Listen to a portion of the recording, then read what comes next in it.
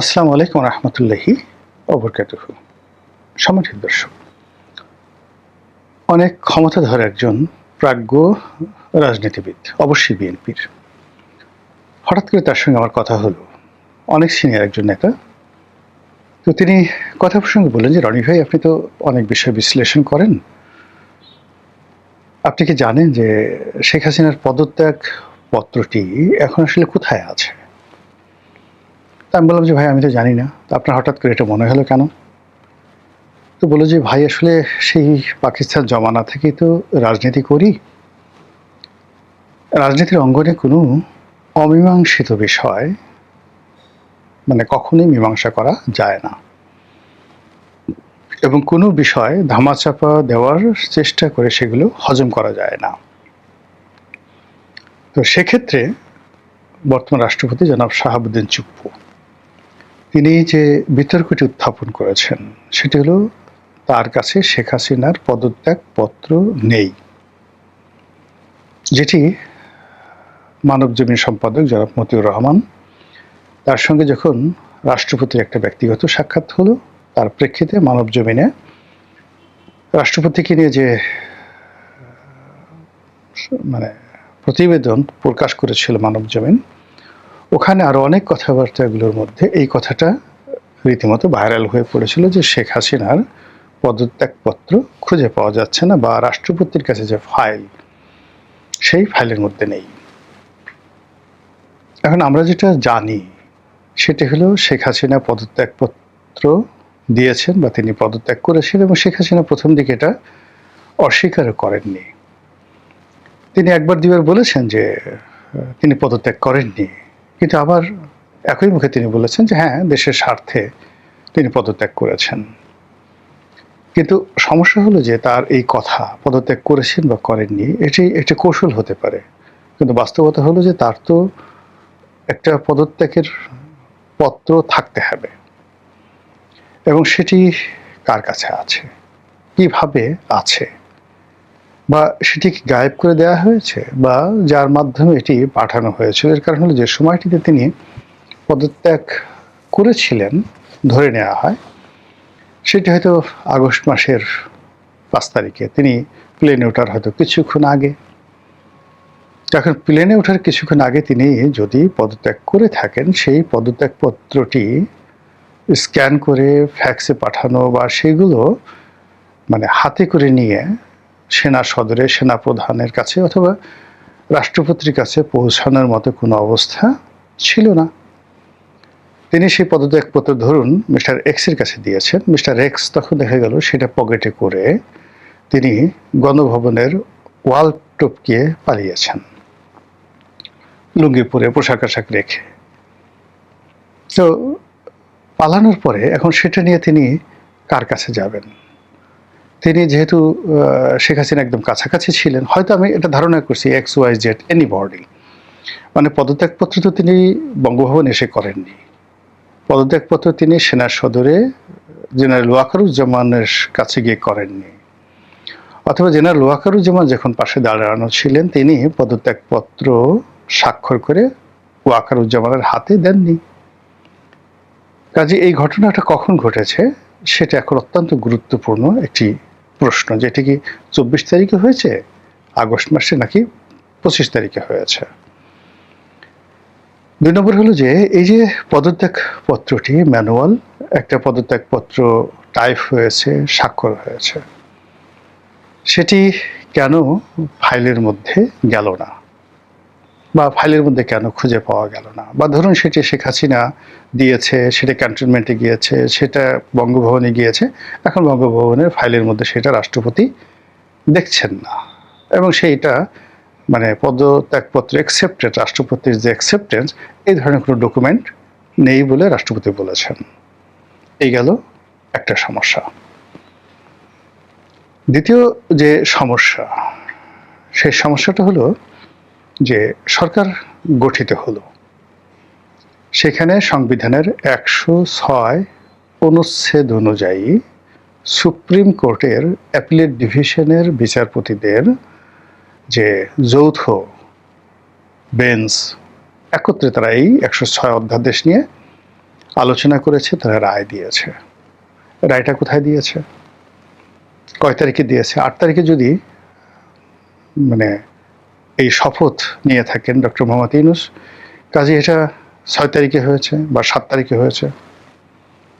6 তারিখ বা 7 তারিখে সেই অ্যাটর্নি জেনারেল তড়িঘড়ি করে নিয়োগ লাভ করেছেন, কিন্তু ওই দিন তো কোনো কোর্ট বসেননি। কোর্টের কোনো কার্যতালিকায় এই ধরনের কিছু আছে? 2 নম্বর হলো যে প্রধান বিচারপতি তখন ক্যান্টনমেন্টে ছিলেন, অন্যান্য যারা বিচারপতি রয়েছেন অ্যাপিলেট ডিভিশনে তারাও সেই ক্যান্টনমেন্টে ছিলেন।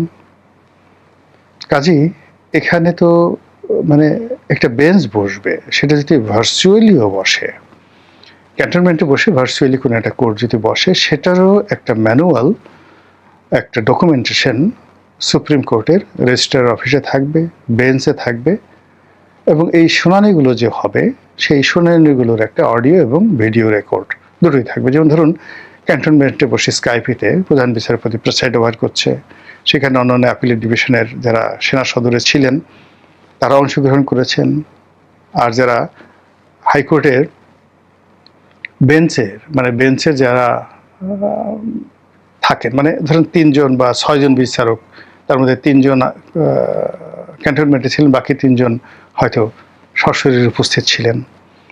এর মধ্যে যেটাকে বলা হয় একটা হলো বার আর একটা বেঞ্চ, আর বারে যে সকল আইনজীবী এই শুনানিতে অংশগ্রহণ করেছেন এগুলোর তো একটা ডকুমেন্ট থাকবে, ইন রিটেন, ভিডিও, সব কিছুই। সেগুলো কি আছে আপনার কাছে? যদি থাকে, এখনো পর্যন্ত সেগুলো আমরা কেউ দেখিনি, এর কোনো ডকুমেন্টও কিন্তু খুঁজে পাওয়া যাচ্ছে না। তাহলে গেল পদত্যাগপত্র, দ্বিতীয়ত হলো 106 অনুচ্ছেদ অনুযায়ী আলাপ আলোচনা। দেন যেটা ফরহাদ মাজাহারা বলে আসছিলেন যে অবিলম্বে একটি বিপ্লবী সরকার গঠন করা হোক। সেই বিপ্লবী সরকার গঠন করার কোনো প্রক্রিয়া, কোনো ডিক্লারেশন, কোনো কাগজপত্র, কোনো কিছুই হয়নি। সংবিধান অনুযায়ী জনাব চুপ্পু সাহেব এই উপদেষ্টা মণ্ডলীর তিনি শপথ পড়িয়েছেন, আর সেই যে সংবিধান অনুযায়ী তিনি যে শপথ পাঠ করিয়েছেন, এটি বলা হচ্ছে যে সুপ্রিম কোর্টের সেই 106 ধারার যে রেফারেন্স, সেই রেফারেন্স অনুযায়ী।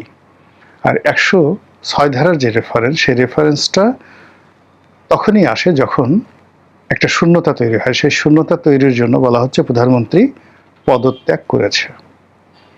কিন্তু ঘটনাটা যদি এরকম না হয়, যদি অন্যভাবে হতো যে ঠিক আছে প্রধানমন্ত্রী পালিয়ে গেছেন, মানে এটা ডক্ট্রিন অফ নেসেসিটি 106-তে, সেই ডক্ট্রিন অফ নেসেসিটিতে পদত্যাগ করার ফলে যে ডকুমেন্টেশনটা হয় সেটা একরকম। আর যদি বলতো যে না, তিনি অন এক্সাইল পালিয়ে গেছেন এবং সেই তার পালানোর পরে তিনি কাগজপত্র কোনো কিছু স্বাক্ষর করে যান নাই, কোনো কিছু বলে যান নাই, দায়িত্ব হস্তান্তর করে যান নাই, অস্থির দেশ অচল, এখন আমাদের একটা নতুন সরকার লাগবে, ইন্টারিম সরকার লাগবে, সেটার প্রেক্ষিতে 106 ধারা অনুযায়ী সুপ্রিম কোর্ট যদি একটা রুলিং দেয় সেটা একরকম হতো। কিন্তু এটা তো তা হয়নি। এখানে পালানোটা দেখানো হয়নি, দেখানো হয়েছে যে তিনি পদত্যাগ করেছেন। তাহলে তিনি যদি পদত্যাগ করেন তাহলে কোথায় তিনি? 2 নম্বর হলো তিনি যদি পদত্যাগ করেন, সঙ্গত কারণেই তার জায়গাটাতে এখানে রাষ্ট্রপতি, স্পিকার, এই যে পদগুলো আছে, স্পিকারকে সেখানে পদত্যাগ করানো হলো, বলা হলো স্পিকারও পদত্যাগ করেছেন। পরে পুরো জিনিসটি যখন স্পিকার পদত্যাগ করলো, সেখানে ডেপুটি স্পিকার এসে যায়। তো ডেপুটি স্পিকার তিনিও কি পদত্যাগ করেছেন? সব মিলিয়ে সংসদের স্পিকার, ডেপুটি স্পিকার, ক্যাবিনেটের মন্ত্রী, ক্যাবিনেটের সেই যে প্রধানমন্ত্রী এবং সংসদের যে পুরো মেম্বার অফ পার্লামেন্টের যে হাউস, সব মিলিয়ে একটা যে ধোঁয়াশা তৈরি হয়েছে এবং সেখানে যে অনিয়ম, সেখানে যে সন্দেহ, সেটা যে অবিশ্বাস, এই পুরো জিনিসগুলোকে কোনো অবস্থাতেই ধামাচাপা দেওয়া যাচ্ছে না, ছাই চাপা দেওয়া যাচ্ছে না। আমি যে বিএনপির শীর্ষ নেতার কথা বললাম, তিনি বলছিলেন যে আমার ওই অভিজ্ঞতা বলছে যে এখন যেভাবে সংবিধান আছে এবং গত 2 বছর ধরে যেভাবে সংবিধানের ধারাবাহিকতা রক্ষা করার কথা বলা হচ্ছে, ইলেকশন হয়েছে সংবিধান অনুযায়ী, ডক্টর মোহাম্মদ ইউনূস শপথ নিয়েছেন সংবিধান অনুযায়ী, তারেক রহমান সাহেব শপথ নিয়েছেন সংবিধান অনুযায়ী, সংবিধান সমুন্নত রাখার স্বার্থে, এবং এখনো পর্যন্ত সংবিধানের যে ধারাগুলো রয়েছে সেগুলো এখনো পর্যন্ত অ্যামেন্ডমেন্ট করা হয়নি। কাজেই শেখ হাসিনাকে উচ্ছেদ, সরকার বিরোধী যে কোনো তৎপরতা, সংবিধান অবমাননা করা, এগুলো করলে যে সকল বিধান, শাস্তির বিধান এই সংসদ, মানে বর্তমান সংসদ, তারা লিগ্যাল প্রসিডিউরে সংবিধানে সন্নিবেশিত করেছে, সেগুলোর কি হবে আগামী দিনগুলোতে? সেটা কি করে নিষ্পত্তি হবে?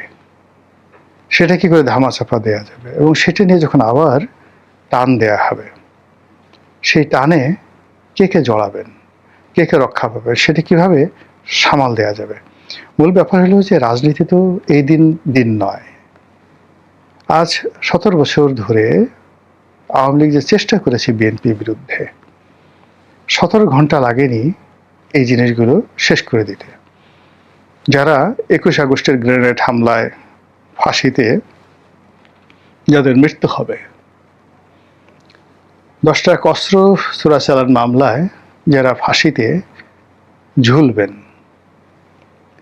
যুদ্ধাপরাধীদের বিচারে যাদের জন্য ফাঁসির কাষ্ঠ রেডি করা ছিল, শুধু গলায় রশিটা পরানো হবে, সেই সমস্ত মানুষ এখন মন্ত্রী, এমপি, ক্ষমতাধর ব্যক্তি এবং দেশ চালাচ্ছে।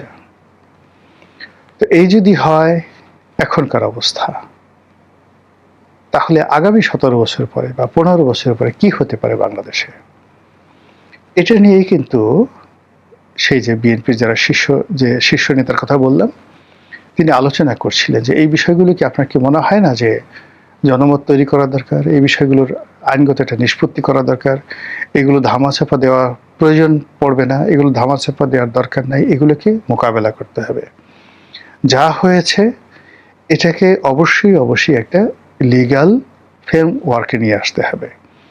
আর যদি সেটা না করা হয়, তাহলে আগামী দিনগুলোতে এই টোটাল প্রক্রিয়ার সাথে একদিকে আওয়ামী লীগ আর অন্যদিকে আওয়ামী লীগের বিরুদ্ধে যত রাজনৈতিক শক্তি আছে তারা বিপদের মধ্যে পড়বে। 1 2 নম্বর হলো যে ঘটনাগুলো ঘটেছে, এখানে যদি হুট করে তৃতীয় পক্ষ ঢুকে যায়, তৃতীয় পক্ষ ঢুকে গিয়ে যদি আওয়ামী লীগকে ফাঁসানোর চেষ্টা করে, বিএনপিকে ফাঁসানোর চেষ্টা করে, জামাতকে ফাঁসানোর চেষ্টা করে, এমনকি ডক্টর মোহাম্মদ ইউনূসকে ফাঁসানোর চেষ্টা করে, ইটস এ ম্যাটার অফ 1-2, একটা তুড়ি দিলেই সেটা হয়ে যাবে। আর সেক্ষেত্রে কি হবে? পুরো রাজনীতির অঙ্গন ফাঁকা, পুরো মাঠ ফাঁকা, কেউ কোনো একটু শব্দ করার মতো অবস্থা থাকবে না। 1954 থেকে 1958 সন পর্যন্ত, এই প্রায় 4 বছর, পুরো পাকিস্তানে আইয়ুব খানের জন্য একটা ক্ষেত্র তৈরি করা হয়েছিল। এমনভাবে রাজনীতিবিদদেরকে পচানো হয়েছিল, এমনভাবে রাজনীতিবিদদেরকে একে অপরের বিরুদ্ধে লাগিয়ে দেওয়া হয়েছিল। রাজনীতি যেটা শক্তি, রাজনীতির যেটা সম্মান আছে, মর্যাদা আছে, এটা 1957 সনে একেবারে শূন্যতে পৌঁছে গিয়েছিল। ফলে যেদিন মার্শাল ল জারি হয়েছিল, সেদিন সারা পাকিস্তানে খুশির বন্যা বয়ে গিয়েছিল। আইয়ুব খানকে বলা হতো পাকিস্তানের ত্রাণকর্তা, father of the Pakistani nationalism. এই ছিল বাস্তবতা। একই ঘটনা মিশরের সিসি করেছেন। আন্দোলন হয়েছে হোসনি মুবারকের পরে, সিসির আগে মুসলিম ব্রাদারহুড ক্ষমতা এসেছে। এইভাবে সবকিছু হাওয়ায় ছেড়ে দিয়ে আবার সেই তাহরিক স্কোয়ার সেটাকে উত্তপ্ত করে দিয়ে পুরো যে রাজনৈতিক শক্তিটি গ্রো করেছিল গত 30-40 বছরে মিশরে, সেটি এখন শূন্যতে পৌঁছে দেওয়া হয়েছে। সিসির বিরুদ্ধে একটা টু শব্দ করবে এরকম কোনো রাজনৈতিক শক্তি এখন মিশরে নেই। তো এইভাবে মানে যারা সুযোগ খুঁজে রাজনৈতিক দলকে, এই যে আমরা -2, -3, -4, মানে এখন যা কিছু হচ্ছে এখন আর -2-তে নেই, এটা -3, -4 এর মধ্যে চলে গেছে। আর এই -4 এর মধ্যে পুরো রাজনৈতিক অঙ্গনকে ফাঁকা করে দেওয়ার জন্য যে হাতিয়ারগুলো দরকার, যে বিষয়গুলো দরকার, ভয় দেখানোর জন্য যে উপকরণগুলো দরকার, সেটা যারা রাজনীতির প্রতিপক্ষ, যারা গণতন্ত্রের প্রতিপক্ষ, যারা রাজনীতির একটা ট্রানজিশন আছে, সেই ট্রানজিশনটা তারা চান না, তাদের হাতে এই মুহূর্তে অনেকগুলো মারণাস্ত্র তাদের হাতে চলে এসছে। তার মধ্যে এই যে শেখ হাসিনার যে পদত্যাগপত্র, সেটাও কিন্তু অন্যতম। আশা করি সরকার গুরুত্ব সহকারে বিষয়টি বিবেচনা করবেন, দেখবেন, ভাববেন, এবং এই বিষয়গুলো যাতে মানে ড্রামাটিক্যালি নয়, এই বিষয়গুলো যাতে গ্রামাটিক্যালি মানে নাটকীয়ভাবে নয়, ব্যাকরণগতভাবে এই বিষয়গুলো যেন নিষ্পত্তি হয়, যাতে করে আগামী দিনগুলো এই জাতির কপালে আরও যেন কোনো নতুন দুর্ভোগ না আসে। আসসালামু আলাইকুম রহমতুল্লাহি ওয়া বারাকাতুহু।